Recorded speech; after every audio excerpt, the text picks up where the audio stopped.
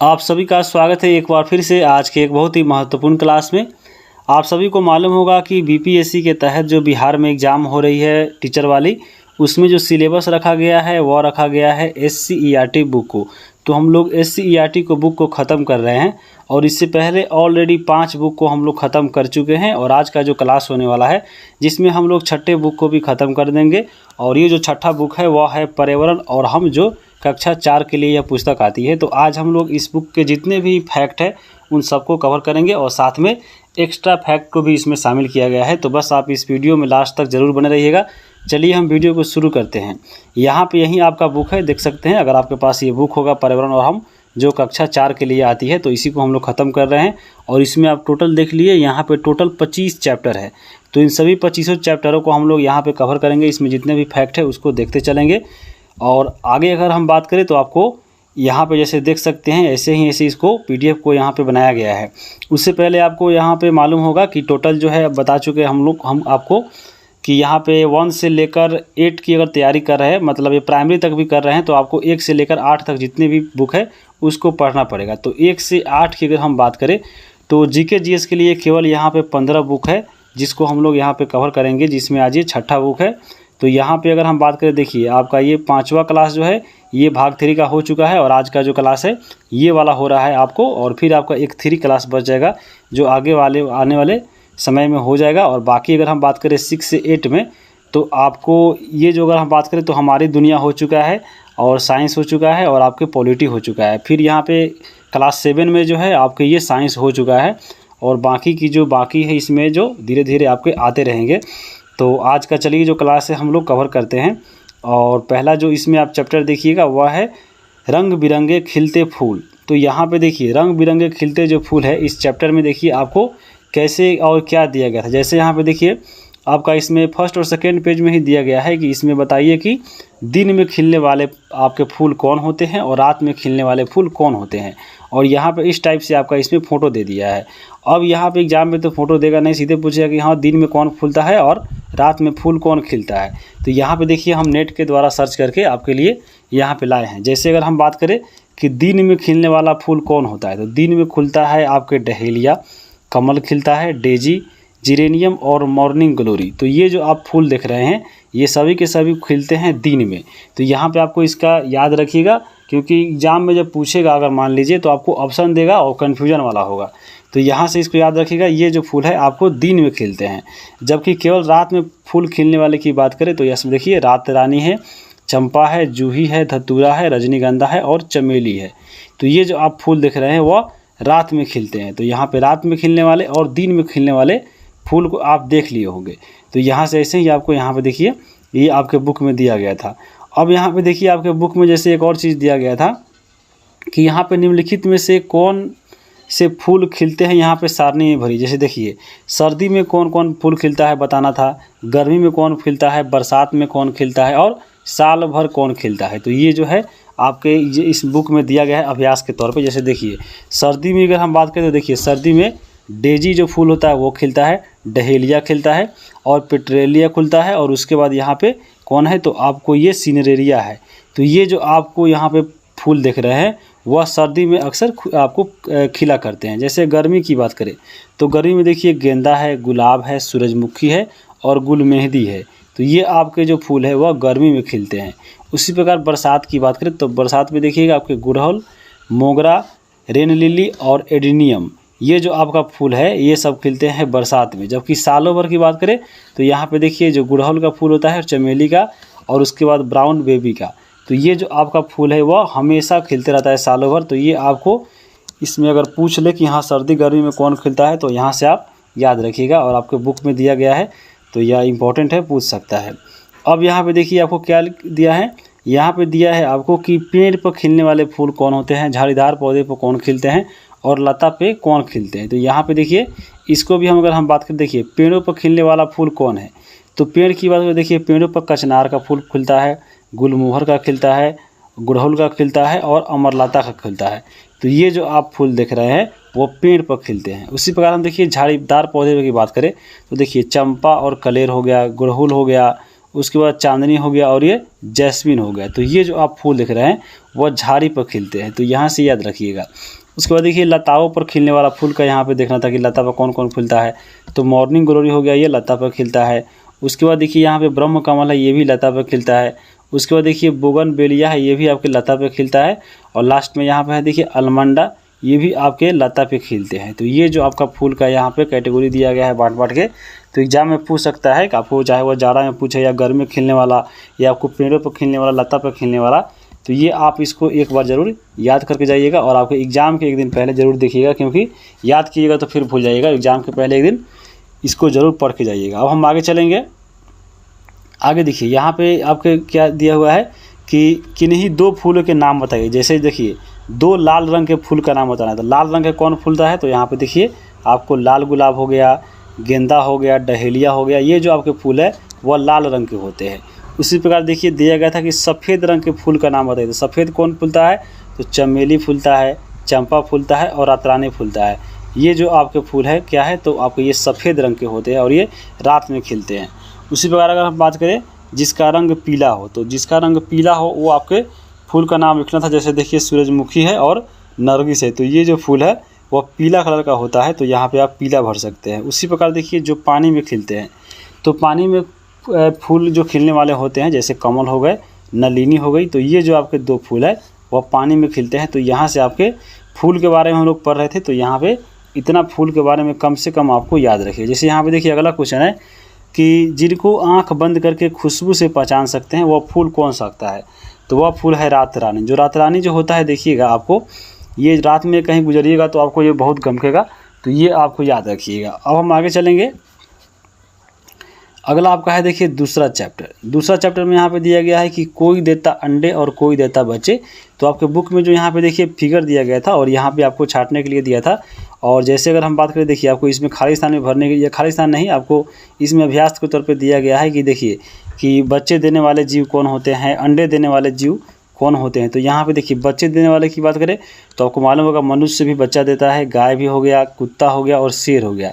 तो ये जो आपको जीव है वह डायरेक्ट क्या करते हैं, आपको ये बच्चे देते हैं। उसी प्रकार देखिए इसको बांटा गया था कि अंडे देने वाले बच्चे कौन होते हैं। तो अंडे देने वाले देखिए सांप अंडा देता है, चिड़िया भी अंडा देती है, छिपकली और गौरैया। तो ये जो आपके देख रहे हैं ये आपको अंडे देने वाले जीव है। तो अंडा देने वाला और आपके बच्चे देने वाला में फ़र्क थोड़ा याद रखिएगा। अब हम आगे देखेंगे। देखिए गाय में के जो बच्चा होता है, जो आपका जो छोटा होता है, जन्म लेता है, तो उसको हम लोग क्या बोलते हैं, तो गाय का जो बच्चा होता है छोटा सा, उसको हम लोग बछड़ा बोलते हैं। उसी प्रकार भैंस के छोटा जब भैंस का जो बच्चा रहता है उसको हम लोग क्या बोलते हैं, तो उसको भी हम लोग बछड़ा बोलते हैं। उसी प्रकार देखिए कुत्ते का जो छोटा बच्चा होता है उसको क्या बोलते हैं, हम लोग पीला बोलते हैं, तो ये पीला हो जाएगा। उसके बाद देखिए भेड़ के बच्चे को क्या कहते हैं, तो भेड़ के जो बच्चे होते हैं उसको हम लोग मेमन बोलते हैं, यानी जो छोटा रहता है उसका रूप, उसको हम लोग मेमना के नाम से जानते हैं। उसी प्रकार देखिए जब बकरी का जब छोटा बच्चा रहता है तो उसको हम लोग मेमना बोलते हैं। मनुष्य के बच्चे को क्या बोलते हैं, तो मनुष्य के बच्चों को हम लोग देखिएगा शिशु कहते हैं। उसी प्रकार सूअर के बच्चों को क्या बोलते हैं, इंपॉर्टेंट है, सूअर के जो बच्चा होता है उसको हम लोग छौना बोलते हैं। तो यहाँ पे ये थोड़ा याद रखिएगा। उसके बाद अगला है कि शेर के बच्चे को हम लोग क्या बोलते हैं, तो शेर का जो छोटा बच्चा होता है उसको हम लोग शावक बोलते हैं। तो यहाँ पे छोटे छोटे जो आपके जानवर जब रूप रहता है उसका, तो उसका अलग नाम से पहचाना जाता है और यही इसका नाम होगा, तो आपको याद रखिएगा। आगे देखेंगे हम लोग। अब यहाँ पे देखिए, यहाँ पे आपके बुक में जो एक्सरसाइज में दिया गया था कि बताइए कि एक बार में एक अंडा देने वाले जीव कौन कौन होते हैं, और फिर इसी पूछा था कि एक बार में अनेक अंडा देने वाला जीव कौन कौन होता है। तो चलिए सबसे पहले देखते हैं कि एक बार में एक अंडा कौन देता है। तो यहाँ पे देखिए मुर्गी है जो एक बार में एक ही अंडा देता है। उसी प्रकार बत्तख है, ये भी एक बार में एक अंडा देता है। छिपकली है, ये भी देता है, और कोयल। तो ये आपको कम से कम 4 याद रखिएगा कि जो एक बार में एक ही अंडा दे पाता है। उसी प्रकार देखिए यहाँ पे अनेक अंडा देने वाला जीव कौन कौन है। जैसे चिड़िया है, तो चिड़िया जो है आपको एक बार में आपको ज़्यादा अंडा देता है। घड़ियाल हो गया, घड़ियाल भी एक से ज़्यादा अंडा देता है एक बार में। उसी प्रकार सांप हो गया और ये कछुआ हो गया। तो यहाँ पे ये दोनों में थोड़ा डिफरेंट आपको है, याद रखिएगा।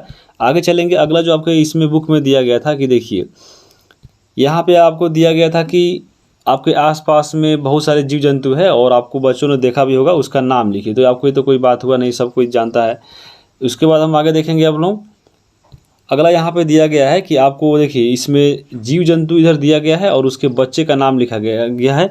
और जैसे हम ऊपर में ही पहले बता चुके हैं आपको कि हाँ किसको बच्चा जो छोटा बच्चा रहता है उसको क्या बोलते हैं। जैसे यहाँ पे गाय है तो गाय के जो छोटा बच्चा रहता है उसको हम लोग बछड़ा बोलते हैं। जो भैंस रहता है भैंस के बच्चे को भी हम लोग बछड़ा बोलते हैं। कुत्ता को हम लोग पिल्ला बोलते हैं। भेड़ के छोटा बच्चा रहता है उसको हम लोग मेमना बोलते हैं। ऊपर हम लोग अभी इसको किए हैं तो आपको यहाँ पे याद रहेगा। आगे हम देखेंगे यहाँ पे देखिए ये एक बार में एक बच्चे देने वाले जीव है। यहाँ पे आपको ऊपर हम देखे अंडा देने वाला, लेकिन यहाँ पे आपको जो है बच्चे देने वाला जीव की बात हो रही है। तो एक बार में एक बच्चा देने वाला जीव कौन कौन है? तो देखिए आपको गाय होगा, देखिए गाय जो है हमेशा एक बच्चा देता है। उसी प्रकार भैंस है, घोड़ा है, तो ये सब आपके क्या हो गए? एक बार में एक बच्चा देने वाले जीव हो गए। वहीं आपको पूछे कि एक बार में एक से अधिक बच्चा देने वाला कौन है? तो देखिएगा आपका बकरी है। देखिएगा बकरी एक बार में कितना आपको बच्चे को जन्म देती है। उसी प्रकार कुत्ता भी है और आपके बिल्ली भी है। तो ये आपके हो गए एक बार में अधिक बच्चे देने वाले और ये हो गए एक बार में एक बच्चे देने वाले। तो यहाँ पे आप इन दोनों को याद रखिएगा। इसमें देखिए थोड़ा थोड़ा आपको इजी क्वेश्चन मिलेगा, लेकिन आपको ऐसा भी कोई फैक्ट है जो आपको आगे देखने को मिलेगा। और यहाँ पे सिलेबस में है तो इस बुक को देखना यहाँ पे आपका मौलिक अधिकार बनता है, क्योंकि आपको क्वेश्चन इसमें से पूछ देगा। बिना पढ़े रहिएगा तो आपको क्वेश्चन छूट सकता है, लेकिन यहाँ पे सिलेबस में है तो एक बार इसको जरूर देख के जाइएगा क्या क्या इसमें है। और इसके इर्द गिर्द आपके सवाल थोड़ा टफ लेवल में जो है इसका लेवल बढ़ा के पूछ सकता है। तो यहाँ पे देखिए, जैसे यहाँ पे देखिए अपने आसपास के घरों में देखे होंगे कि बहुत सारे जीव के जो नवजात बच्चे होते हैं वह जन्म लेते ही आपको पैदा होते ही वह चलने लगते हैं। तो यहाँ पे वही पूछा है कि जो बच्चा पैदा होता है नवजात जो रहता है वह कौन कौन है जो आपको चलने लगता है। तो देखिए गाय का बछड़ा देखिए और भैंसी का देखिएगा बच्चा जन्म लेगा, उसके बाद देखिए वह 3-4 घंटा के बाद देखिएगा हमेशा वह खड़ा हो जाएगा और लगेगा चलने। तो आपको यही बोल रहा है कि नवजात कौन सा नवजात जो है शिशु है जो है आपको जन्म लेने के बाद ही चलने लगता है। तो वो आपको गाय का बछड़ा हो जाएगा और ये आपको थोड़ा भैंस का भी बछड़ा हो जाएगा। उसी प्रकार देखिए जो है जब नवजात शिशु होता है वो नहीं चलता है, वो किसका बच्चा? जैसे देखिए बिल्ली का बच्चा, देखिएगा बिल्ली का बच्चा रहता है बहुत दिनों के बाद जो है चलना सीखता है। तो ये दोनों में आपको याद रखिएगा। अब हम आगे देखेंगे, देखिए जिनके मुंह में शुरू से दांत हो। तो किसके मुंह में शुरू से दांत रहता है? जैसे देखिए गाय का जो बच्चा रहता है देखिएगा उसके छोटे छोटे जब रहता है जन्म लेता है उसके मुंह में देखिएगा हमेशा दांत ऊपर से ही आता है। उसी प्रकार देखिए भैंस के बछड़ा में भी वही हाल है। तो यहाँ पे देखिएगा जिसके मुंह में शुरू से दांत नहीं है, तो देखिए मनुष्य का बच्चा, देखिएगा मनुष्य में जितने भी शिशु रहता है जिसका मुँह में देखिए शुरू से दांत नहीं रहता है। उसी प्रकार सांप का भी बच्चा है तो ये भी इसके मुँह में बाद में दांत आता है। तो ये आपको डिफरेंस जो है 3 और 4 में याद रखिएगा, यहाँ पे इंपॉर्टेंट है। अब हम आगे देखेंगे यहाँ पे। अब यहाँ पे देखिए आपको यहाँ पे दिया गया है एक ठो बॉक्स और इसमें बोला गया था कि हाँ इसमें ढूंढ कर बताइए कि बच्चे देने वाला जीव कौन है और अंडे देने वाला जीव कौन है। तो यहाँ पे देखिए हम लोग इसको चलिए एक बार छांट के यहाँ पे कवर हम कर लेते हैं। तो यहाँ पे देखिए सबसे पहले है बच्चे देने वाला जीव। तो बच्चा कौन कौन देता है? तो गाय देता है, हाथी देता है, हिरन देता है, व्हेल मछली देता है, डॉल्फिन देता है और कुत्ता देता है। तो ये बच्चे देने वाले जीव हो गए। जबकि अंडे देने वाले जीव कौन है? तो मुर्गी हो गए, बत्तख हो गए, कछुआ, अजगर, घड़ियाल, शुतुरमुर्ग। तो ये आपके अंडे देने वाले हो गए। अब यहाँ से क्वेश्चन कैसे पूछेगा? तो आपको देगा 4 या 5 ऑप्शन और उसमें से छांटने के लिए एक तो डिफरेंट करके देखेगा। तो ये आपको उसमें थोड़ा थोड़ा कन्फ्यूजन होगा, लेकिन इसको एक बार ज़रूर देख लीजिएगा तो आपको पूरा क्लियर हो जाएगा। उसी प्रकार देखिए अध्याय 3 में था, अध्याय 3 में चैप्टर नंबर था हड़बड़ में गड़बड़। तो यहाँ पे देखिए हड़बड़ में गड़बड़ कैसे हो गया है? तो यहाँ पे आपको देखिए बुक में एक फिगर दिया गया है और इसे बोला गया है बताइए कि हाँ किस में का कान किस में चला गया है। तो यहाँ पे देखिए ये जो आपका जिराफ है देखिए किसका इसमें कान लगा है? तो हाथी का कान लगा है। उसी प्रकार यहाँ पे देखिए ये जो आपका इसमें दिख रहा है कुत्ता, ये जो आपका इसका कान लगा है वो खरगोश का लगा है। तो ऐसे ऐसे क्वेश्चन आपको जो है एग्जाम में बच्चों वाला है, क्योंकि आपको अध्याय 4 में पढ़ना है और आपको ये EVS है। तो ये चीज़ें आपको थोड़ा थोड़ा मिलेगी बाद में। हालांकि पॉइंट जो है जो इम्पोर्टेंट है आपके एग्जाम के लिए उसको देखना जरूरी पड़ेगा। तो यहाँ पे देखिए इसमें जो इम्पोर्टेंट पॉइंट निकले हैं, जैसे देखिए वह जीव जिनके कान बाहर दिखाई देते हैं वो कौन कौन होते हैं? तो यहाँ पे देखिए सुअर है, जिराफ है, बिल्ली है, हाथी, भैंस, हिरन।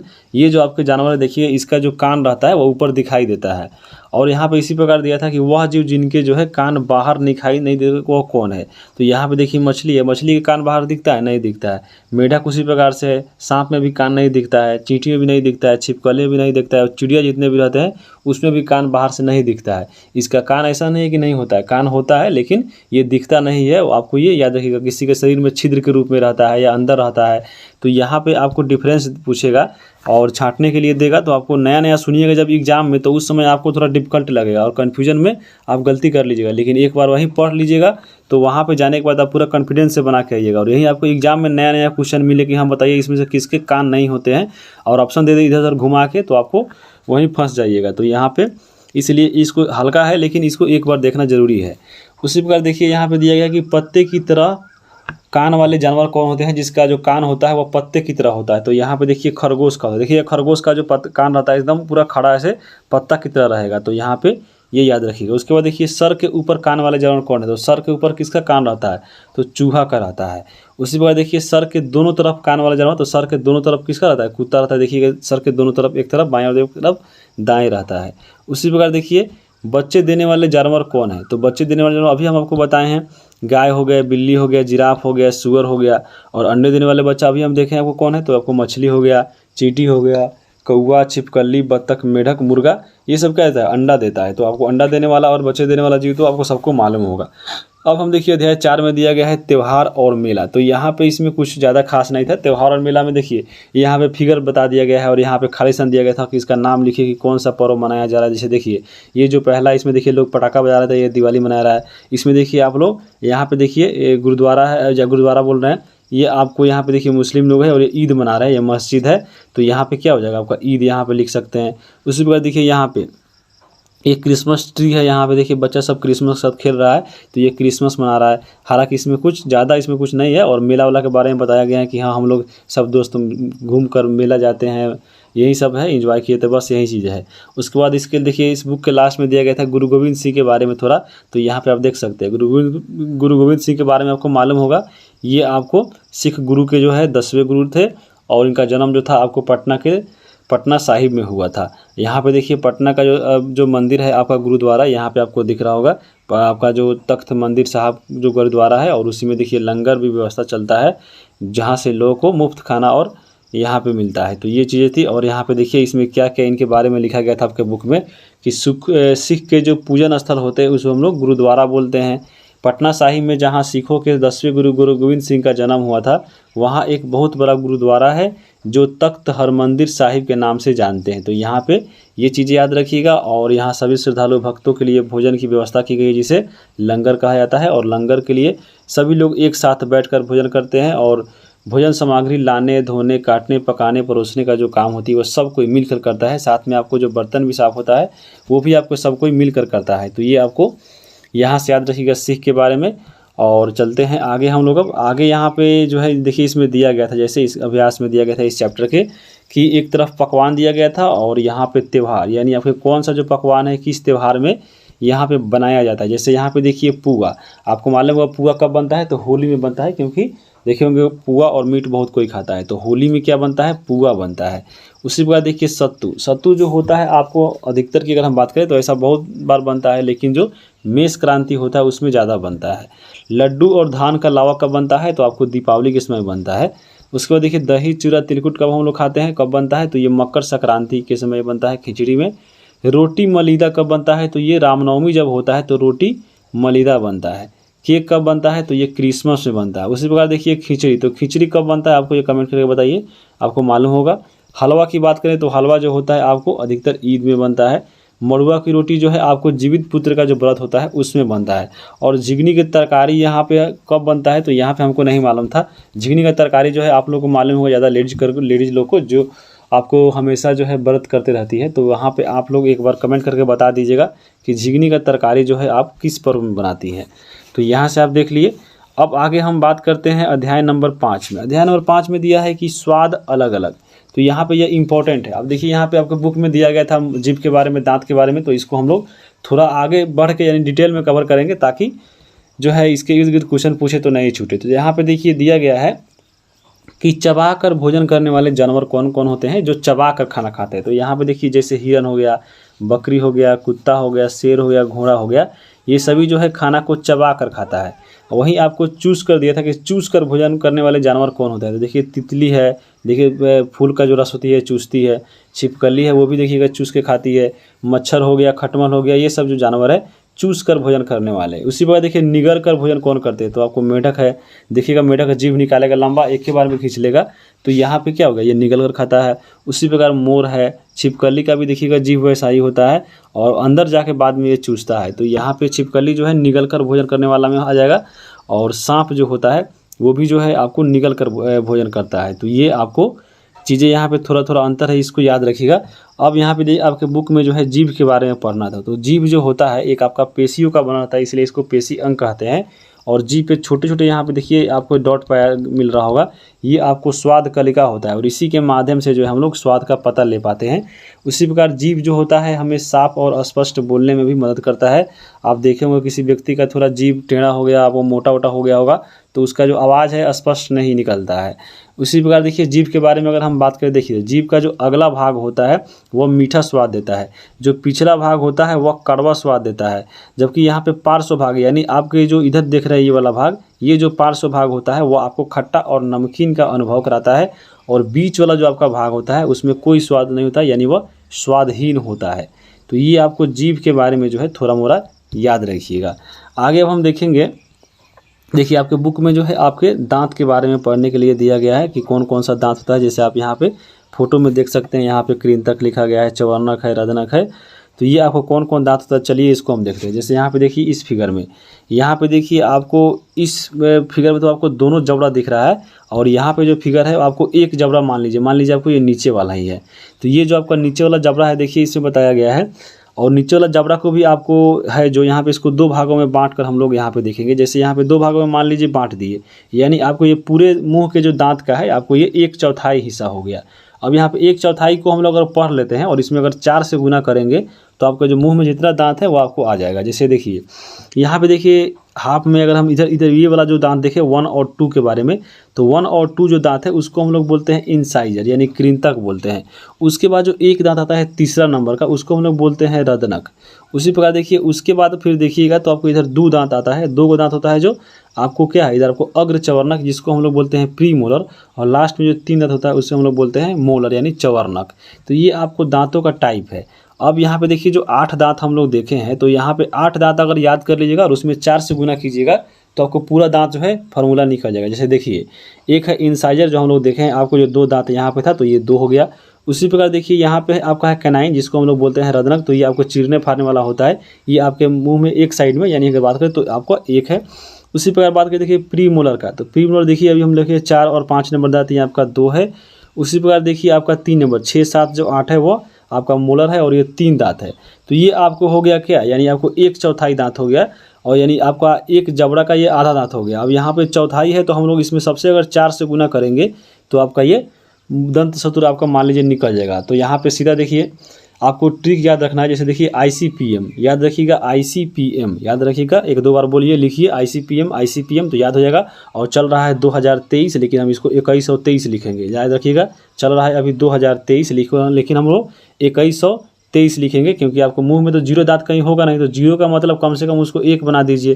तो याद रखिएगा आपको 2123, तो यहाँ पे 2123 हो गया, क्योंकि आपको ये 1/4 था तो हम इसमें 4 से गुना करेंगे आपके पूरा मुंह में दांत निकालने के लिए। तो यहाँ पे देखिए 4 में सबसे गुना कीजिए तो यहाँ पे आ जाएगा, देखिए 4 तिया ये 12 हो जाएगा, ये 8 हो जाएगा, ये फिर आपका 4 हो जाएगा और ये 8 हो जाएगा। अब इसको जोड़िए, 12 8 20 4 24 8 32, तो आपको मुंह में देखिए 32 दांत निकल गया। और पूछे एग्जाम में कि हाँ आपके मुंह में पूरा जो है कैनाइन कितना होता है, तो आपको यहाँ से क्या होता है 4 हो जाएगा।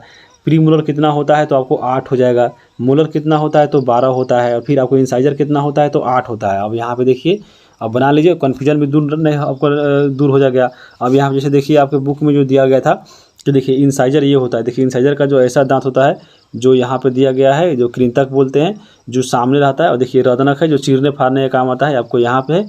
और एक आपका है मोलर, तो मोलर आपका जो चवर्णक होता है। तो यहाँ पे ये प्री मोलर और जो मोलर है इसको एक ही में शामिल कर दिया है आपके बुक में, तो यहाँ पे इसको याद रखिएगा। अब यहाँ पे मोलर और पूछेगा, देखिए प्री मोलर और मोलर को यह एक ही में कर दिया है, तो यहाँ पे देखिए आपका ये है प्री मोलर और मोलर, मान लीजिए ये आपको दोनों दांत को आपके बुक में एक ही दिया है, तो यहाँ पे ये भी याद रखिएगा। यानी आपको एक तरफ अगर हम बात करें पूरे मुंह में, यानी आपको एक साइड में, तो आपको पूरा ये 5 है और इसको 4 में गुना कीजिएगा तो ये 20 जो दांत है आपके पूरा मोलर में आ जाएगा, यानी आपके बुक के हिसाब से।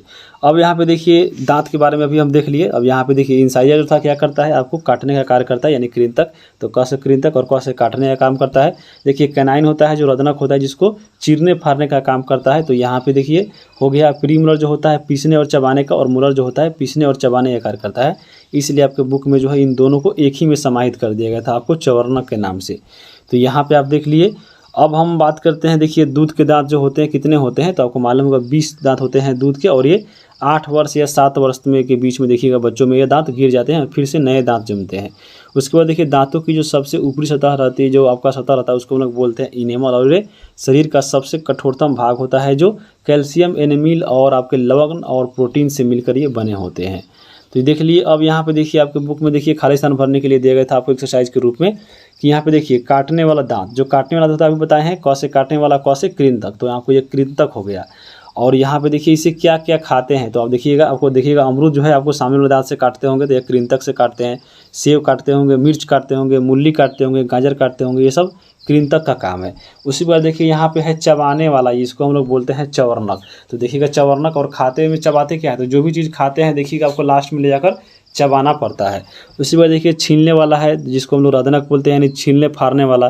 तो देखिएगा आपको गन्ना खाइएगा तो आपको साइड वाला से देखिएगा उसी से चीरना पड़ता है, या आप उसमें देखिए मीट उट खाते हैं तो देखिएगा मीट खाइएगा तो उसी से खाना चीरना फाड़ना पड़ता है। तो ये आपको हो गया छीलने वाला। उसके बाद आगे देखेंगे हम लोग। अब देखिए किस प्रकार के दांतों को अलग अलग नाम से ये नाम होते हैं। जैसे काटने वाला को क्या बोलते हैं, तो क से काटने वाला, क से कृंतक यानी इंसाइजर। छीलने वाला जो है आपका रदनक हो जाता है, क्योंकि इससे हम लोग छीरते फाड़ते हैं, तो आपको ये रदनक हो गया, कैनाइन हो गया। और चबाने वाले को हम लोग क्या बोलते हैं, मोलर बोलते हैं। यहाँ पे गुलर नहीं मोलर होगा, जिसको हम लोग क्या बोलते हैं, तो चवर्णक बोलते हैं। अब यहाँ पे देखिए कौन सा दांत जो है किस औजार की तरह काम करता है। जैसे यहाँ पे देखिए पिलास की तरह कौन जानवर दांत जो है काम करता है। तो यहाँ पे देखिए पिलास जो होता है वो आपको देखिएगा किसी चीज़ को छीलने के रूप में देखिएगा। जैसे पिलास जो होता है देखिएगा आपका तार छीलते होंगे आपके घर में लगाने के लिए, तो ये छीलने का काम कर रहा है, यानी आपको ये रदन का काम कर रहा है। देखिए कैनाइन हो जाएगा। उसके बाद देखिए खरल की तरह कौन होता है, तो यहाँ पे ये होता है खरल, मतलब होता है चबाने वाला, तो आपको मोलर हो जाएगा खरल। उसके बाद देखिए कैंची की तरह कौन होता है, तो कैंची की तरह आपको कृंतक होता है, जिसको काटने वाला दांत भी हम लोग बोलते हैं।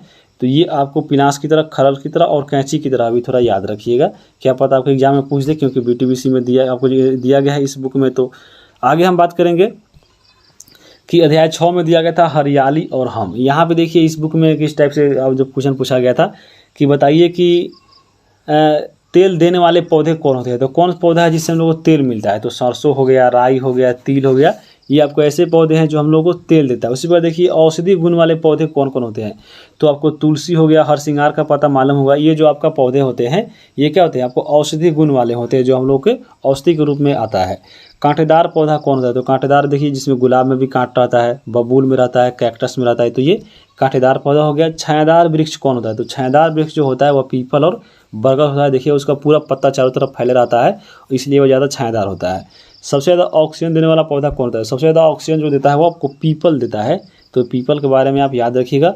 और घर के आसपास देखिए दिया था हल्का हल्का चीज़ें, जिसमें दिया गया है कि घर के आसपास उगाने वाले पौधा कौन है, तो यहाँ पे आम, जामुन, अमरूद हो गया, वो घर के देखिए अगल बगल में इसको उगाया जाता है। और जंगल में उगाने वाले दिया था, तो आपको साल हो गया, सहतूत हो गया, ये सब चीज़ जो है आपको जंगल में ज़्यादा मिलती है। अब यहाँ पे देखिए आपके बुक में एक इंपॉर्टेंट पॉइंट दिया गया है, ये आपको जानना जरूरी है। और ये आपके चर्चा था खेजरली गांव के बारे में। खेजरली जो गांव पड़ता है वो पड़ता है राजस्थान में, और यहाँ पे एक पेड़ है उसका नाम है खेजरली पेड़। तो खेजरली गांव में ही पाया जाता है खेजरली पेड़, जो राजस्थान में है।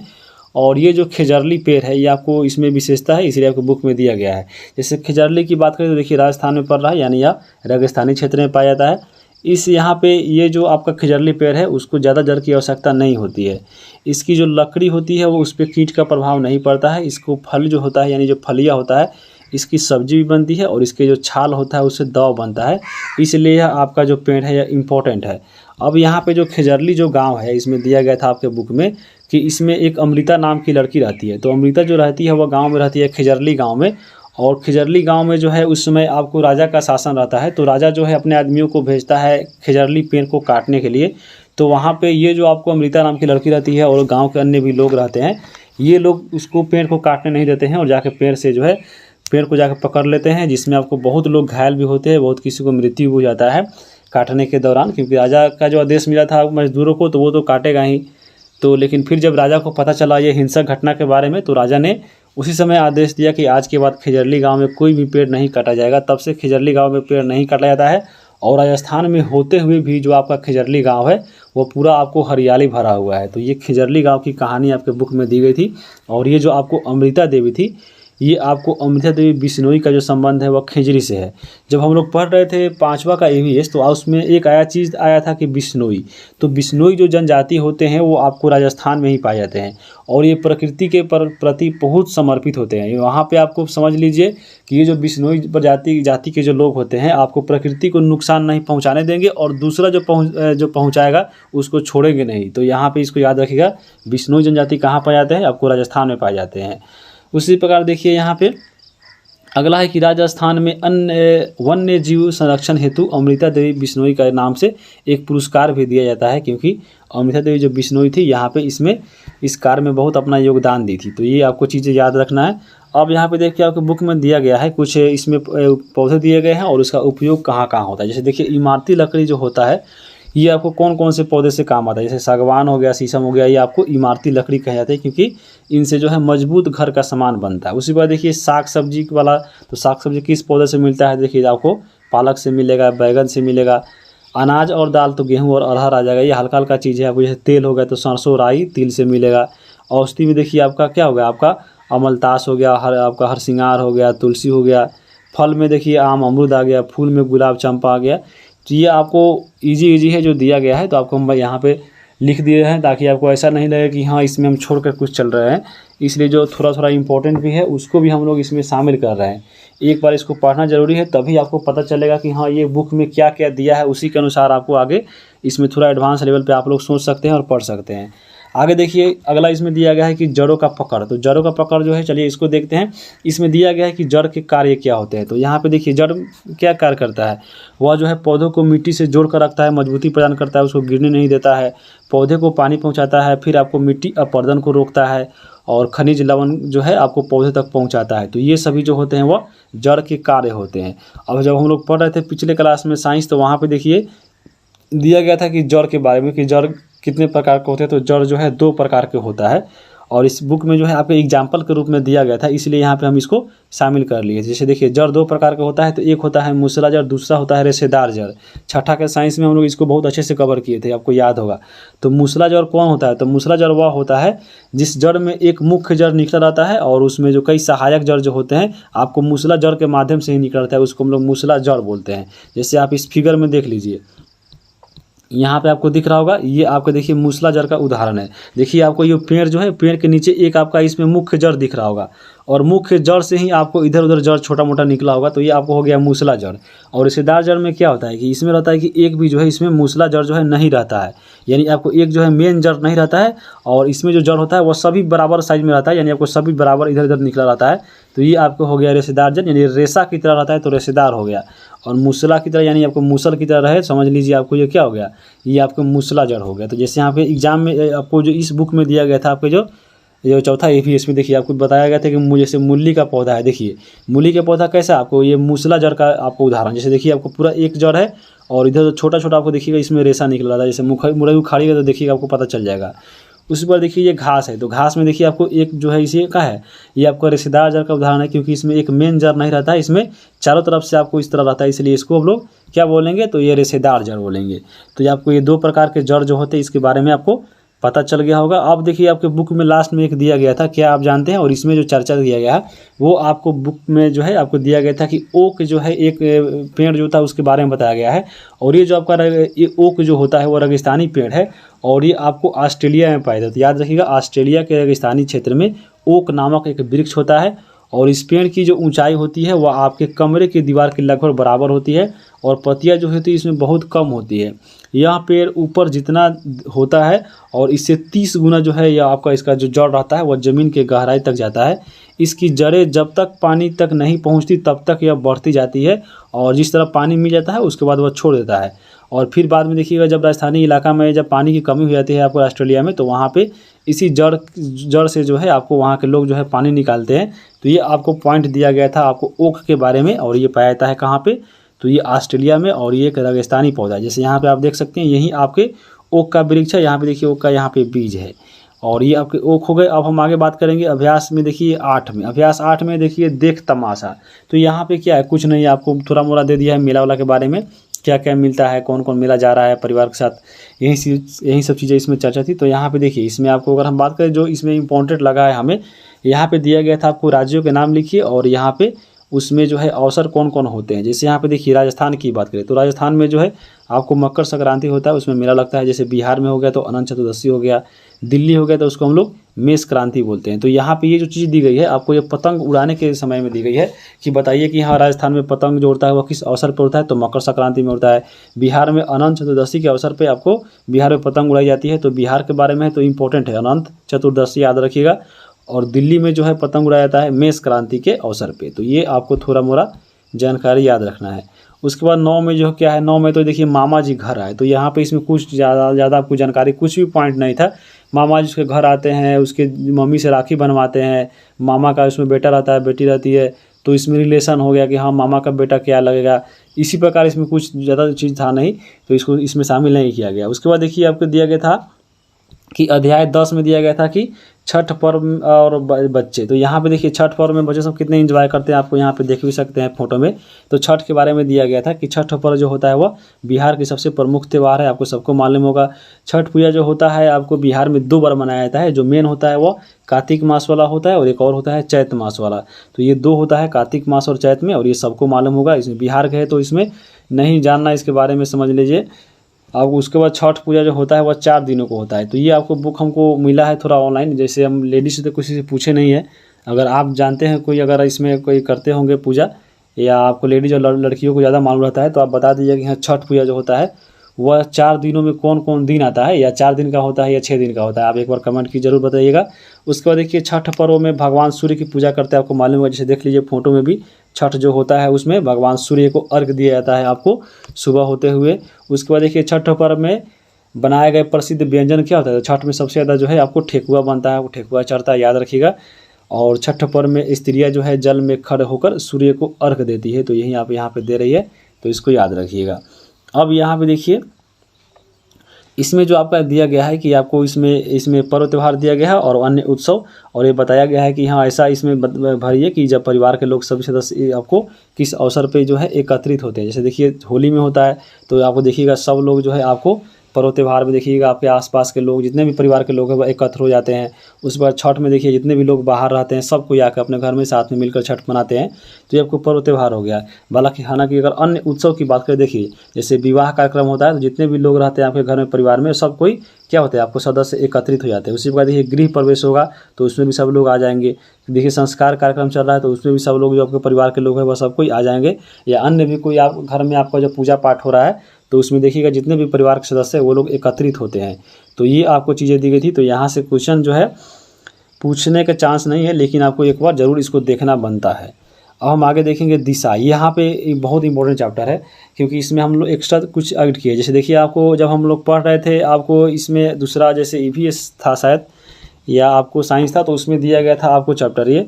और जो 11 जो चैप्टर है 11 नंबर इस बुक का, उसमें दिया गया है आओ नक्शा बनाएं। तो यहाँ पे आपको मालूम होगा जो है मुख्य रूप से 4 दिशा होती है, आपको उत्तर दक्षिण पूर्व पश्चिम। तो ये आपको 4 तो मुख्य हो गया, लेकिन आपके बुक में जो पीछे हम लोग कवर कर रहे थे, आपको छठा का साइंस था या कोई बुक था जिसमें दिशाएं नामक चैप्टर पढ़ना था, आपको साइंस ही था। और उसमें जो दिशाएं दी गई थी आपको, ये 4 मुख्य दी गई थी, उसके अलावा दी गई थी कि कुल दिशाएं जो होती है वह 10 होती है। 10 कैसे होती है, तो 4 तो आपका ये मुख्य हो गया, उत्तर दक्षिण पूर्व पश्चिम। उसके बाद आपको ये बीच वाला जो देखना है, ये आपको उत्तर पूर्व दक्षिण उत्तर पश्चिम, और फिर आपको दक्षिण पश्चिम और ये दक्षिण पूर्व। तो ये 4 और आपके जो मेन 4 हो गए, ये आपके टोटल 8 हो गए यहाँ पे। बाकी इसके 2 जो अन्य बच रहे हैं वो कौन कौन होते हैं, चलिए उसको देखते हैं। एक आपका दिशा होता है कि सिर से ठीक ऊपर का, जिसको हम लोग बोलते हैं जेनिथ। उसी प्रकार एक और होता है कि आकाश और पैर के नीचे, तो वो आपको होता है नादिर यानी पताल। तो यहाँ पे जेनिथ और नादिर जो होता है ये अन्य 2 आता है, और बाकी जो आप ऊपर 8 देख चुके हैं, टोटल मिलाकर 10 होता है। लेकिन मुख्य रूप से कितने होते हैं, तो 4 ही होते हैं, यहाँ पे आपको याद रखिएगा। और भारत की चारों दिशा में देखिए क्या दिया हुआ है। आपको ये बुक में दिया गया था, इसमें हम अपने से कुछ नहीं जोड़े हैं।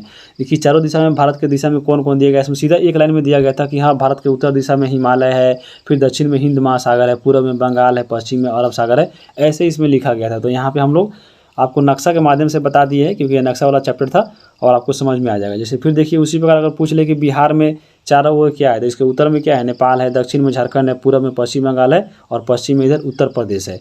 तो ये आपको थोड़ा थोड़ा जानकारी जो है मैप से याद रखना चाहिए। जैसे यहाँ पे देखिए आपको नक्शा के रंग का प्रयोग कैसा होता है, ये भी बहुत इंपॉर्टेंट है। ये पॉइंट आपको याद रखिएगा कि जो नक्शा होता है, जो मैप होता है, उसमें जलाशय को किस कलर से दर्शाते हैं, तो नीला रंग से, पर्वत को किस रंग से दर्शाते हैं, तो भूरा रंग से, पहाड़ को कब किससे दिखाते हैं, तो पीला रंग से, मैदान को तो हरा रंग से। तो ये आपको थोड़ा पॉइंट जो है आपको यहाँ पे याद रखना चाहिए। अब हम आगे बात करेंगे। देखिए आपके कुछ जो इसमें अगर मान लीजिए एग्जाम में कोई जो है फिगर देकर क्वेश्चन पूछ ले कि बताइए कि ये जो आपका लाइन दिख रहा है वह किसका जो है प्रतीक है मैप में, तो यहाँ पे देखिए ऐसे ऐसे जो लाइन रहता है वह रेलवे लाइन का होता है, तो यहाँ पे रेलवे लाइन हो जाएगा। ये देखिए आपका जो ये जो चीज़ें है वो आपको पक्की सड़क है, मान ली 2 लाइन ऐसे पा दिया तो पक्की सड़क हो गया, और इसी में आपको ऐसे डॉट दे दिया तो आपको हो गया कच्ची सड़क। तो कच्ची सड़क और पक्की सड़क में अंतर यहाँ पे देखते चलिएगा। अब हम आगे देखेंगे अंतर्राष्ट्रीय सीमा के बारे में। देखिए अंतर्राष्ट्रीय सीमा की जो आपको लाइन होती है, देखिए आपको इस प्रकार होती है, एक बड़ी रेखा, एक डॉट, फिर बड़ी रेखा, एक डॉट। उसी प्रकार देखिए राज्य की अगर सीमा की बात करें तो राज्य की सीमा देखिए कैसे होती है, फिर आपका इसमें एक बड़ा है और एक डॉट है, लेकिन आपका थोड़ा इसमें पतला लाइन रहता है। आपको अंतर्राष्ट्रीय सीमा से देखिए थोड़ा पतला है, बाकी जब इसमें थोड़ा सेम मिलेगा, लेकिन जो लाइन जो है आपको थोड़ा पतला रहता है। जबकि जिला की लाइन अगर पूछे, देखिए जिला का जो है आपको बराबर डॉट मिलेगा सभी, तो वो आपको जिला के अंदर जो आपको लाइन दिखाया जाता है आपको इस प्रकार आता है जिला दिखाने के लिए। नदी के देखिए कैसे दिखता है, तो नदी का आपको ऐसे दिखाया जाता है, और ऐसे तीर के रूप में ऐसे, और इसमें बीच में पानी बहते रहता है, तो ये नदी के रूप में हो गया। नहर को देखिए, नहर को कैसे दर्शाते हैं, तो ये आपका नहर का हो गया। उसमें देखिए घास को कैसे दिखाते हैं, तो देखिए घास जो है आपको ऐसे दिखता है, उल्टा तीर रहता है। ये आपको ये थोड़ा ध्यान रखिएगा कि घास का जो चित्र कैसे रहता है, तो ये आपको ऐसे रहता है। पेड़ का देखिए आपको पेड़ ऐसे दिख रहा है। तो सड़क पुल देखिए, सड़क पुल है तो पुल तो पता चल गया होगा, यहाँ पे देखिए सड़क है और इसमें पुल बनाया गया है, ये आपका सड़क है, तो याद रखिएगा। उसी प्रकार देखिए गिरजाघर का देखिए, तो यहाँ पे प्लस वाला चिन्ह रहता है गिरजाघर में, तो ये आपको तो पता चल जाएगा। उसके बाद देखिए मस्जिद में पता चल जाएगा, क्योंकि ऊपर एक गुम्बद रहता है, मंदिर का पता चल जाएगा। उसके बाद यहाँ आपको क्या है, तो कुआं और यहाँ पे तालाब। देखिए कुआं और तालाब में अंतर है। देखिए कुआं जो है आपको यहाँ पे देखिए 2 इसमें हेड वृत्त बनाया गया है, एक आपको कलर है और एक आपको खाली है, तो वो कुआं हो गया। जबकि तालाब की बात करें, देखिए आपको बादल बना दिया है और आपको एक तालाब बना दिया है, तो ये तालाब का हो गया। तो आपको बुक में दिया गया था आपको, तो यहाँ पे इंपॉर्टेंट है। अब यहाँ पे देखिए अध्याय 12 नंबर दिया था कि अपना प्यारा घर, तो यहाँ पे इसमें कुछ पॉइंट ज़्यादा जो है इसमें ज़्यादा नहीं दिया था, लेकिन चलिए उसको देख लेते हैं। तो एक आपका इसमें दिया गया था कि बयां पक्षी जो होता है, बयां पक्षी जो होता है अपना घोंसला जो बनाता है वो आपको लटकता हुआ घोंसला बनाता है। देखिएगा जो पेड़ पर लटकता हुआ एक घोंसला होता है और वो बनाता है कौन, तो आपको ये बियर बर्ड यानी आपको बयां पक्षी। उसी पर देखिए एक होती है दर्जन चिड़िया, और ये अपना घोंसला जो होती है वो पत्तों को सील कर बनाती है। तो यहाँ पे देखिए दर्जन मतलब दर्जी, और दर्जी कपड़ा सीलता है, तो ये भी आपका सील कर घर बनाता है पत्तों का, तो यहाँ पे याद रखिएगा।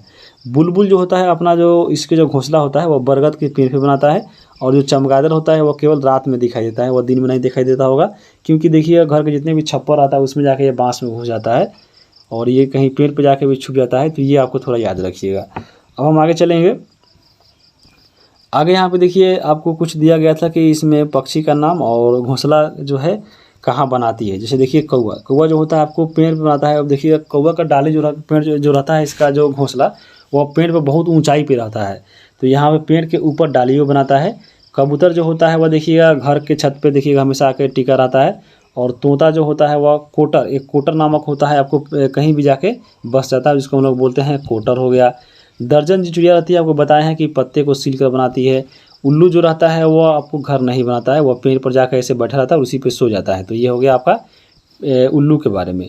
गौरैया की बात करें तो गौरैया जो होता है वो मनुष्य के घर में जाके वास करता है, या आपको देखिए कहीं खोप वोप होगा, आपका पुराना घर होगा तो उसमें जाकर ये जाकर रहता है। कठफोरवा जो होता है वो पेड़ में छेद कर देता है, क्योंकि उसका जो कठफोरवा देखिए काठफोरवा यानी आपको काठ को फोड़ के बनाता है, और उसका जो चोंच रहता है बहुत मजबूत रहता है, इसलिए पेड़ में छेद करके घोंसला बनाता है। नीलकंठ के बारे में हमको पता नहीं चला है, तो आपको एक बार देख लीजिएगा। उसके बाद देखिए बया पक्षी, अभी बताए हैं आपका जो बया पक्षी होता है यानी जो बियर बर्ड, वह डाल से लटकता हुआ घोंसला बनाता है। तो आगे चलते हैं हम लोग। आगे यहाँ पे देखेंगे अब लोग 13 नंबर अध्याय में दिया गया है कि खेत से घर तक। तो यहाँ पे चलिए इसमें जो इम्पोर्टेंट पॉइंट था उसको देखते हैं। सबसे पहले दिया है कि जाड़े में उगाया जाने वाला फसल कौन होता है, तो जाड़े में जो फसल उगता है उसको हम लोग बोलते हैं रबी फसल। तो यहाँ पे थोड़ा मिस्टेक हो गया, यहाँ पे आप जाड़ा को कर दीजिए गर्मी, तो ये आपको गर्मी में हो गया। जो गर्मी में फसल उगता है उसको हम लोग बोलते हैं खरीफ फसल। और गर्मी में कौन कौन फसल उगता है, जैसे देखिए आपको धान उगाया जाता है, अरहर हो गया, मक्का हो गया, बाजरा हो गया, ज्वार हो गया, तिलहन हो गया। तो ये जो आपको होते हैं वो आपको हम लोग बोलते हैं क्या, तो आपको ये खरीफ फसल। खरीफ फसल का ट्रिक भी बताए थे पिछले क्लास में कि धान खड़ी अम्मा बजाती है गन्ना, तो यहाँ पे आपको ये गन्ना भी हो जाएगा। तो ये आपको चीज़ें याद रखिएगा। धान, अरहर, मक्का ये सब आपको गर्मी में फलाए जाते हैं, और गर्मी में जो आपका जो फसल उगता है उसको हम लोग बोलते हैं खरीफ फसल।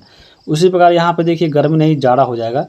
तो जाड़ा में कौन कौन से फसल उगते हैं, तो जाड़ा में जो फसल उगते हैं उसको हम लोग बोलते हैं रबी फसल।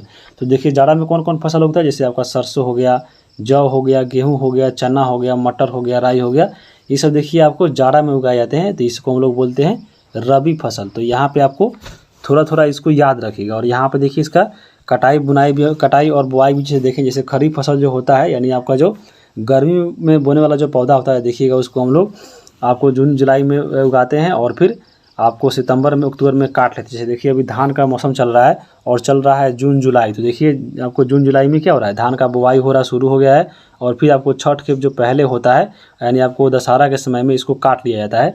तो आपको ये बुआई और कटाई हो गया। तो यहाँ पे थोड़ा मोड़ा सोचिएगा तो आपको याद हो जाएगा, ज़्यादा इसमें रटने का चीज़ नहीं है। जैसे देखिए आपको इसमें बुक में दिया गया था कि बीचर से तैयार होने वाले फसल, यानी बीचर मतलब देखिए बीचर मतलब क्या होता है, यानी आपको बिचरा उखाड़ कर रोपना। जैसे देखिएगा धान का मौसम आ गया है, तो देखिएगा धान का बिचरा उखाड़ते हैं हम लोग, और बिचरा उखाड़ कर फिर ले जाकर दूसरे खेतों में रोपते हैं, तो उसी को बोलते हैं बीचर। जैसे देखिए इसमें धान हो गया, धान को देखिएगा उसमें बिया उसको उखाड़ कर फिर लिया जाता है उसको दूसरी जगह रोपने। उसी प्रकार प्याज होता है, प्याज का बिया जो है उसमें एक एक जो है इसमें क्यारी बनाकर गिरा दिया जाता है, और उसको उखाड़ कर फिर उसके ऊपर वाला पत्ता काट कर फिर एक एक करके उसको चारों तरफ फैलाया जाता है, तो आपको प्याज हो गया। उसी प्रकार देखिए गोभी होता है, देखिए और मिर्च भी होता है। तो ये सब हो गया आपको बीचर तैयार करने वाले पौधे। उसी प्रकार देखिए बीज से तैयार होने वाले फसल कौन होते हैं, जो बीज से डायरेक्ट बनते हैं। जैसे देखिए गेहूँ हो गया, देखिए गेहूँ डायरेक्ट आपको खेत में छीट कर और उसको हर जो दिया जाता है और वो हो जाता है गेहूँ। उसी प्रकार देखिए मक्का जो है उसको भी ऐसे छीट दिया जाता है। सरसों हो गया, सरसों भी वही हाल है। उसी बार दलहन हो गया, ऐसे मसूरी हो गया। तो ये सब चीज़ है आपको क्या होती है, बीज से तैयार होने वाली फसल है, और ऊपर बीचर से था। तो यहाँ पे दोनों में आप देख लिए। अब यहाँ पे आपके बुक में दिया गया था कि गर्मी में बोए जाने वाला अनाज कौन है और जाड़े में बोने वाला अनाज कौन है। तो यही आपका खरीफ और रबी फसल की बात हो रहा है। तो आपको जाड़े में कौन होता है, तो जाड़े में होता है आपके रबी फसल। तो यहाँ पे रबी फसल भर दीजिए, जैसे गेहूँ हो गया, आपको चना हो गया, मटर हो गया। उसके बाद देखिए गर्मी में, तो गर्मी में खरीफ फसल, यानी खरीफ फसल मतलब क्या हो गया, धान हो गया, अरहर हो गया आपको। तो ये सब चीज़ें इसमें भर सकते हैं।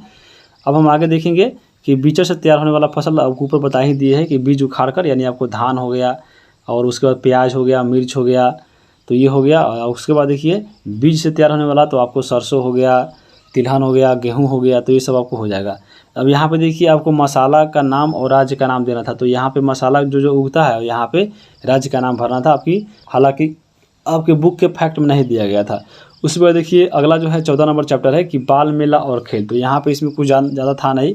बाल मेला यानी बच्चों का खेल क्या होता है, बच्चों के में मेला में क्या क्या करते हैं, ये सब चीज़ें थी।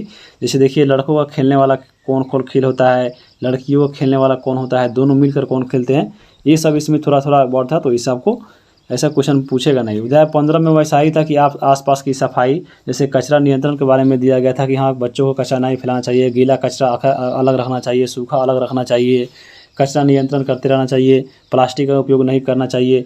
ये सब चीज़ें जो आपको इस बुक में दी गई थी, आपको कोई फैक्ट जो है नहीं दिया गया था। अब हम बात करेंगे आगे 16 नंबर चैप्टर। 16 नंबर चैप्टर बहुत ही ज़्यादा इंपॉर्टेंट है क्योंकि इसमें आपको फैक्ट दिया गया है। इसमें मीठा मीठा शहद नाम से है, और चलिए इसको करते हैं। तो यहाँ पे देखिए मधुमक्खी जो होती है शहद और मोम बनाती है, ये आपको फर्स्ट पॉइंट दिया गया था। उसके बाद देखिए दिया गया था कि छत्ता में जो मधुमक्खियाँ रहती है वह 3 टाइप की होती है, यानी 3 तरह के मधुमक्खियाँ पाई जाती है। एक होती है उसमें सबसे बड़े आकार की, उसी प्रकार एक होती है मध्यम आकार की, और एक होती है छोटे आकार की। यानी आपको आकार के हिसाब से इसको 3 भागों में बांटा जाता है।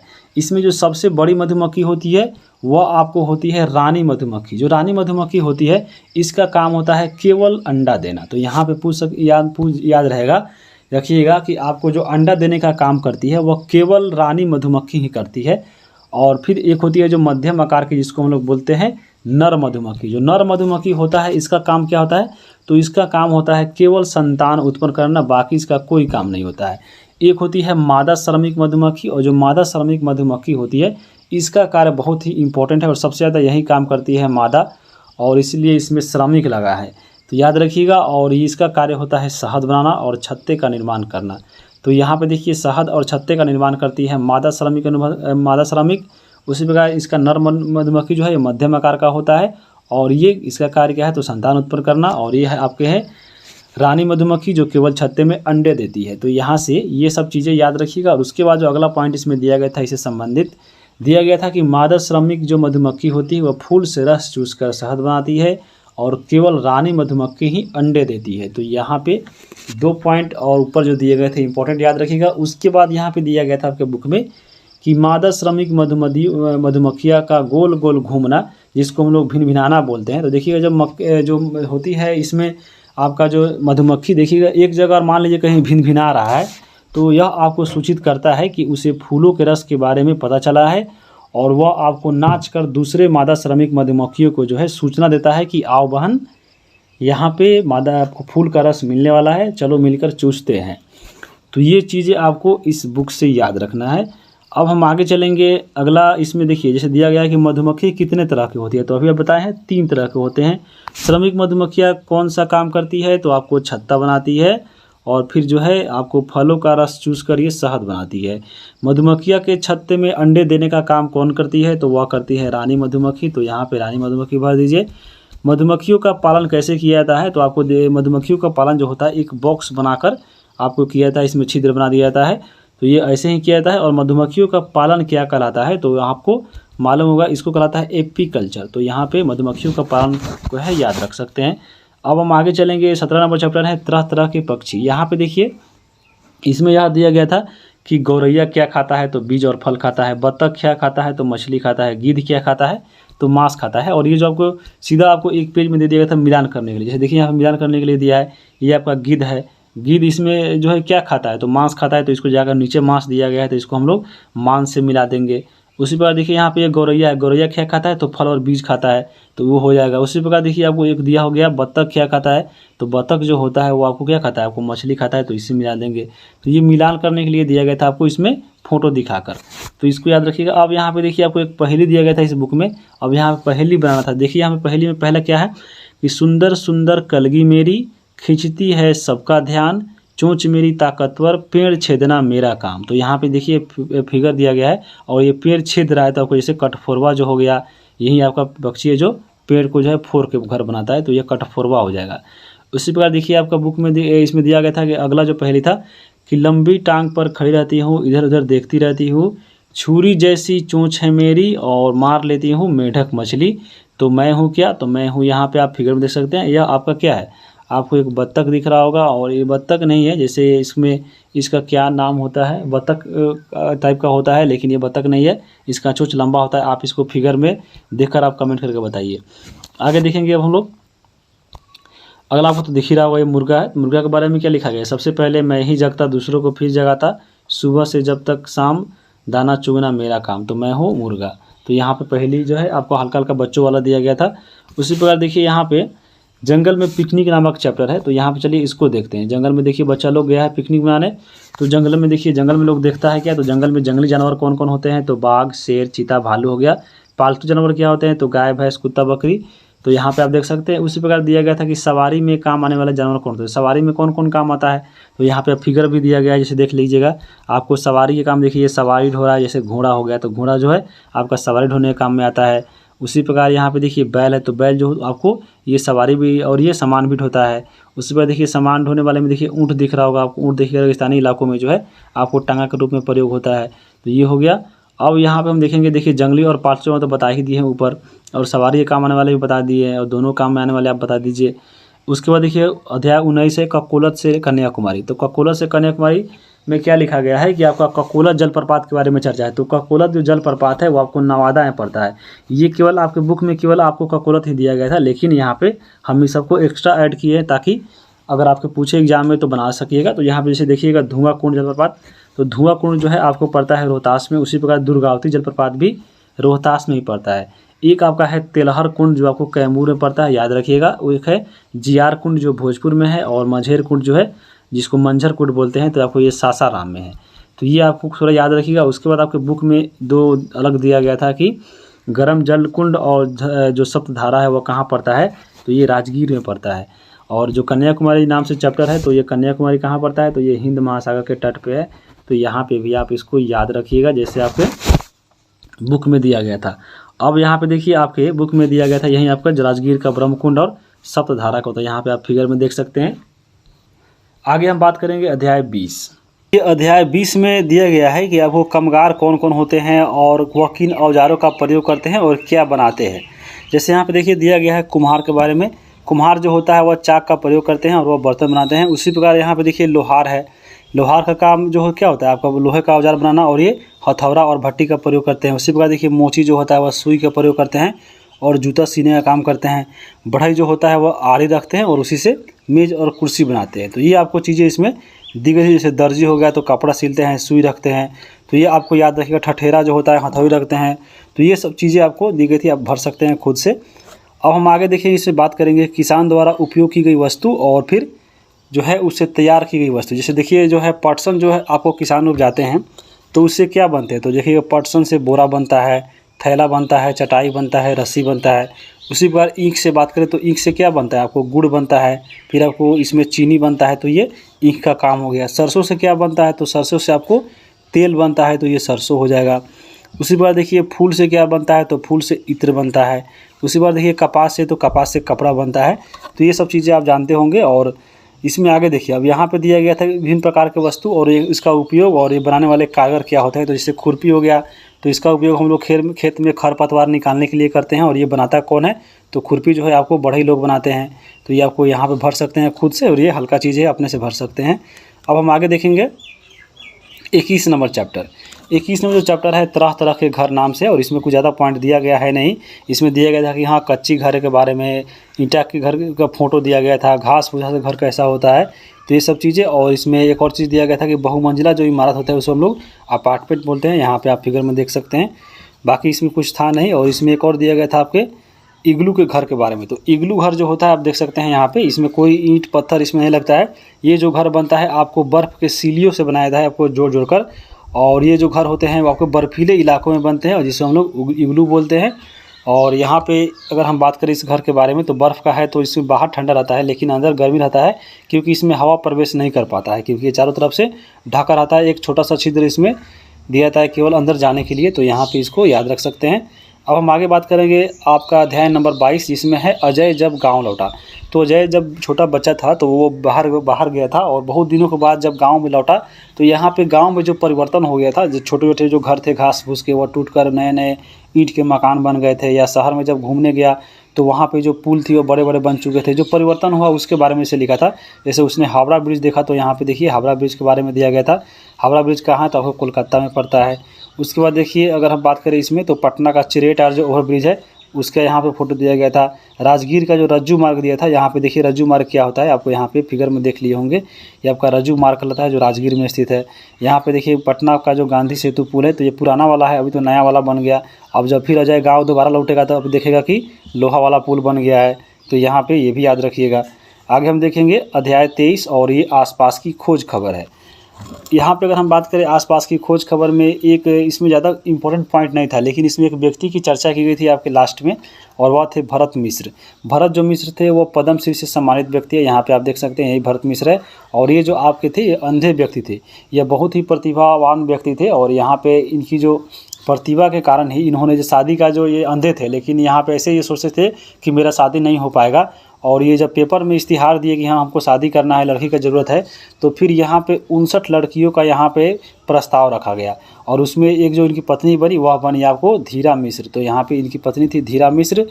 और यहाँ पे ये बहुत ही बता चुके हैं कि आपके प्रतिभाशाली व्यक्ति थे। तो यहाँ पे इन व्यक्ति को राष्ट्रपति वेंकट गिरी के द्वारा, जो यानी बीबी गिरी के द्वारा, इन्हीं के पहल पे जो है मगध विश्वविद्यालय के जो है यहाँ पे प्रोफेसर बने थे।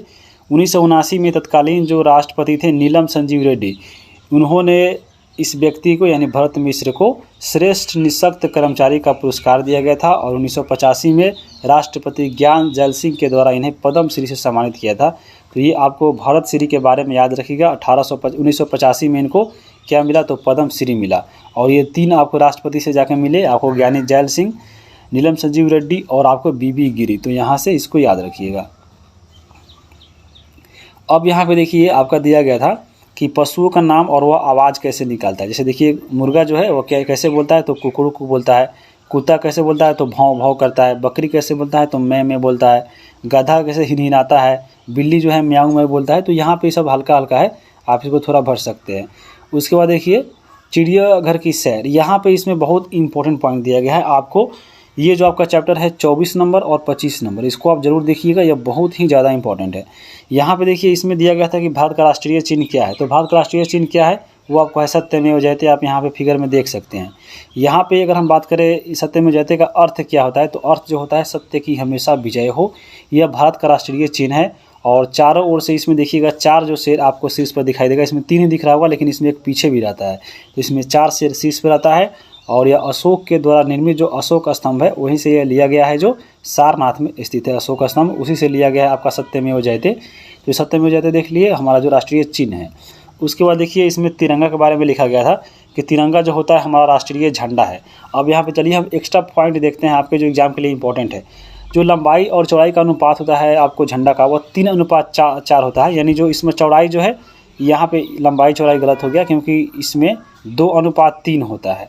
तो ये 3 जो होता है आपको लंबाई होता है, जो चौड़ाई जो होता है आपको 2 होता है। चौड़ाई मतलब कम ही होगा।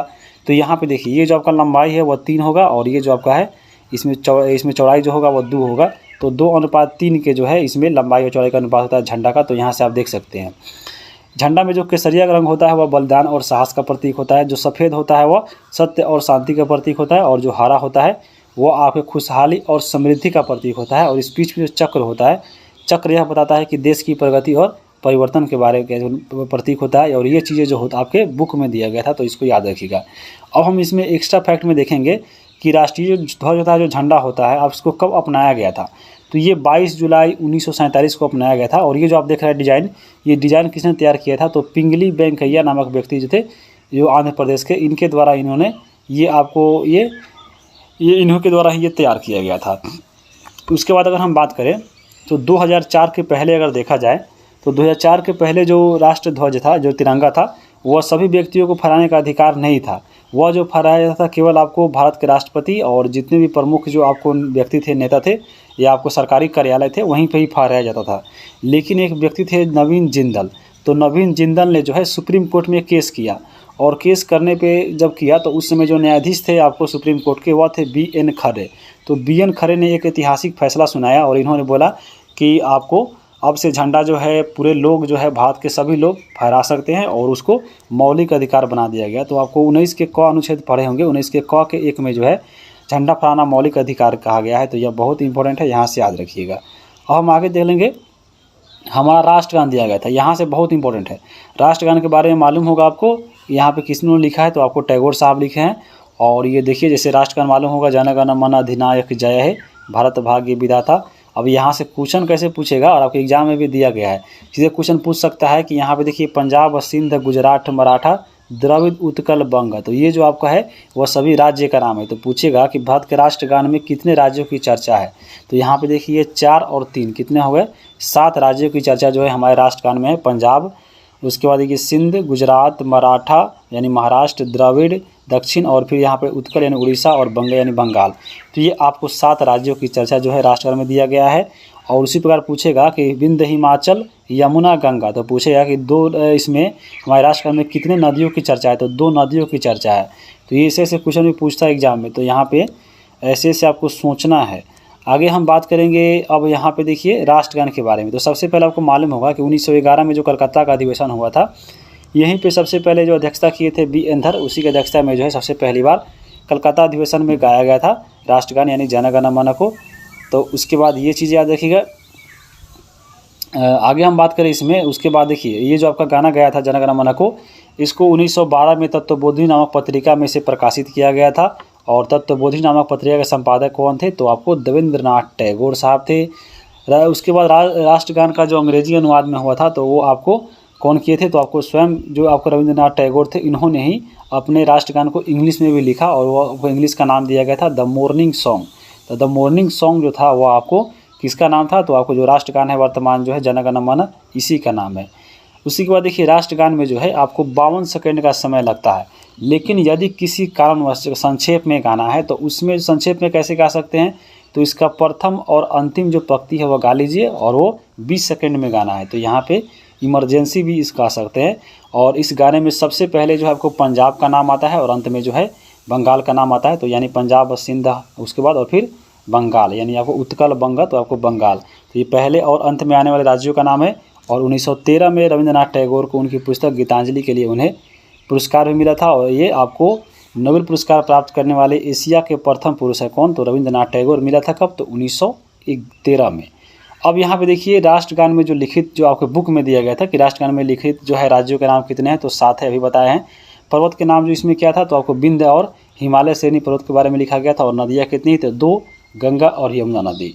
उसके बाद देखिए आपके बुक में दिया गया था कि राष्ट्रीय खेल क्या है, तो हॉकी है। राष्ट्रीय नदी क्या है, तो गंगा है। राष्ट्रीय फूल क्या है, तो आपको ये कमल है। और राष्ट्रीय जलीय जीव क्या है, तो आपको ये डॉल्फिन है। तो ये सब थोड़ा थोड़ा जो है चीज़ याद रखिएगा। और उसके बाद राष्ट्रीय पक्षी हमारा क्या है, तो मोर है। इसे 1963 में जो है आपको राष्ट्र पक्षी के रूप में घोषित किया गया था।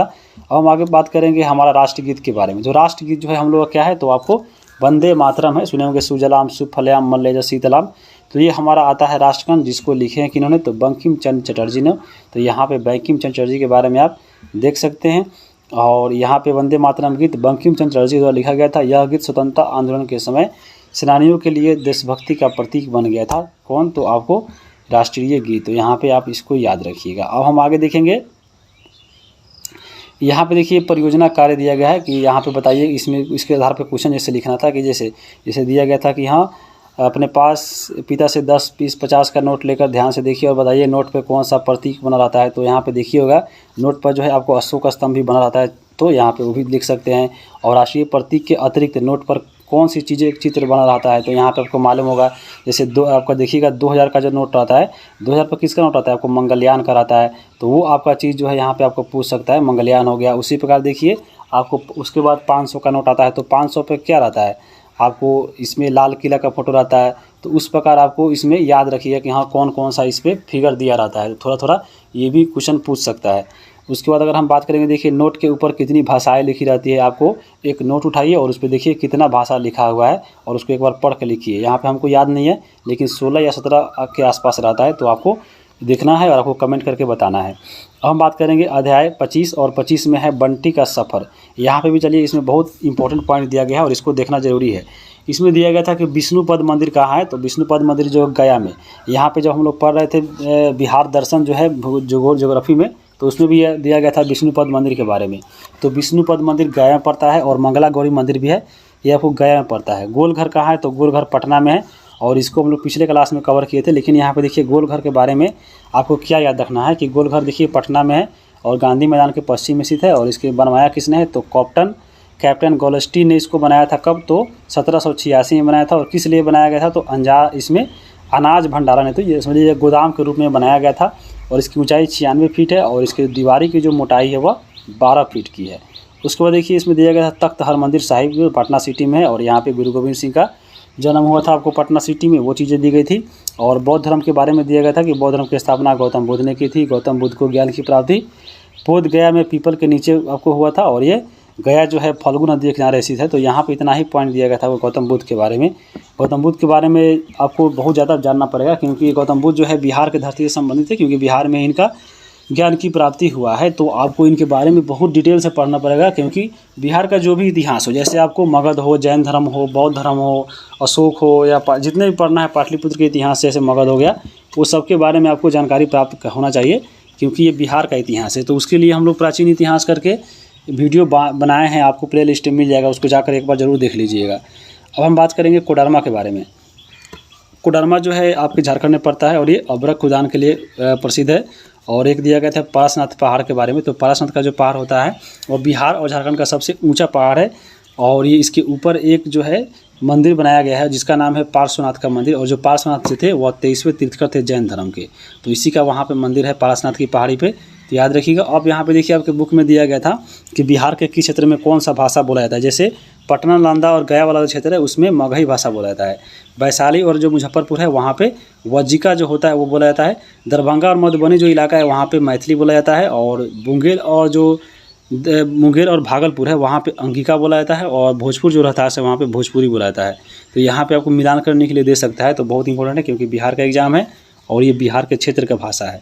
उसके बाद हम बात करेंगे रांची के बारे में। देखिए रांची जो है किस लिए फेमस है, तो आपको मालूम होगा रांची में एक पागल खाना है जिसका नाम है कांके। तो कांके का पागल खाना के लिए फेमस है। और एक और है नेतरहाट और जोन्हा का जो जलप्रपात है वो रांची में ही पड़ता है। तो ये रांची के बारे में इतना याद रखिएगा। अब यहाँ पे देखिए टोटल जो है इसमें 25 चैप्टर थे और समाप्त होता है और सभी फैक्ट को यहाँ पे कवर कर चुके हैं हम लोग। अब यहाँ पे देखिए आपको अगर PDF लेना है तो PDF के लिए क्या कीजिएगा, आप चले जाइएगा टेलीग्राम पे सर्च कीजिएगा स्टूडेंट जेलखाना, वहाँ पे ज्वाइन हो जाइएगा। और फिर ज्वाइन होकर आप वहाँ पे दिया गया है कि हाँ कैसे कैसे आपका जो PDF प्राप्त कर सकते हैं, या मोबाइल नंबर ले लीजिए, आपको व्हाट्सअप कर सकते हैं। मोबाइल नंबर है आपका 94 70 80 29 31। तो ये आपको मोबाइल याद रखिएगा 94 70 80 29 31। इस पर आप भी व्हाट्सअप कर सकते हैं और आपको PDF मिल जाएगा। तो वीडियो कैसा लगा है कमेंट करके बताइए। चैनल पर नए हैं तो सब्सक्राइब कर लीजिए।